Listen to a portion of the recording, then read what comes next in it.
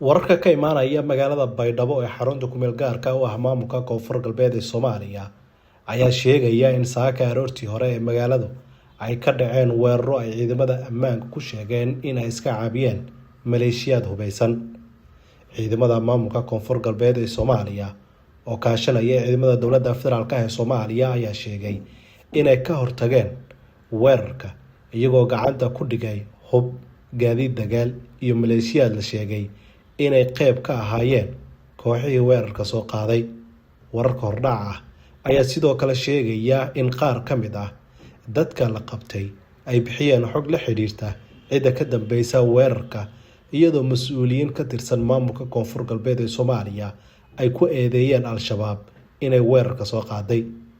Mas'uuliyiin, siyaasiyiin iyo waxgarad ka soo jeeda deegaanada maamulka Koonfur Galbeed ee Soomaaliya oo warbaahinta la hadlay ayaa sheegay in weerarka ay fuliyeen xubno ka tirsan kooxda Al-Shabaab iyagoo soo bandhigay gaadiid dagaal oo ay sheegeen inuu horey gacanta ugu jiray kooxda Al-Shabaab.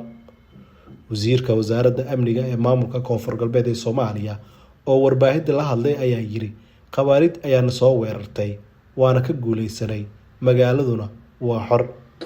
Raabta abara timiku sac iyo warmeen ahay weerar ay qaadana qawaariid Al-Shabaab lamsiin ka soo meel ahay en dagaal ku galad dafaj markan wali abdalla dhamay diid iyo qaawacdo meel ahay magaalada Geesil baawtirka hayna. Sidoo kale wasiir Xasan Cilaay oo ka mid ah siyaasiyiinta hore ugu soo horjeeday maamulka lafta gareen ayaa yiri ciidamada lafta gareen wax weerar ah ma aysan soo qaadin ee Al-Shabaab ayaa Baydhabo soo weerartay. cadawga khawaarijta Al-Shabaab ayaa soo weeraray magaalada Baydhabo saaka aroortii.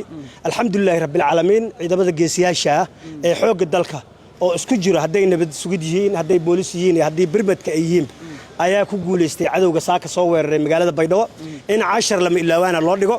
arrintaas waa la soo gabagabeeyay insha Allah.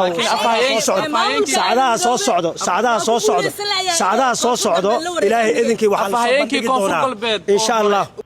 waxaana filayaa in maamulka Koonfur Galbeed ee Soomaaliya uu soo bandhigo qaar ka mid ah dadka lagu qabtay dagaalka si loo ogaado cidda ay yihiin iyo doorka ay ku lahaayeen weerarka lagu soo qaaday magaalada Baydhabo.